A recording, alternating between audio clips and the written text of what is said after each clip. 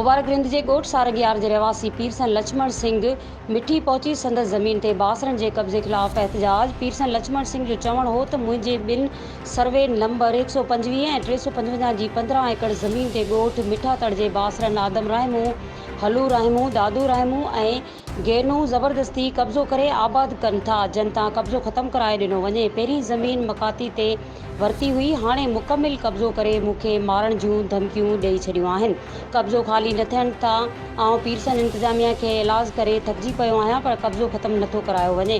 हुन मुतालबो कंदे चयो त मक़ामी चूंडियल नुमाइंदा ऐं ज़िले इंतिज़ामिया नोटिस वठी कब्ज़ो ख़त्म कराए ॾियनि, न त एहतजाजनि पाण खे साड़े छॾींदसि। कब्ज़ो ख़त्म कराए बासरनि ख़िलाफ़ कानूनी कार्रवाई कई वञे।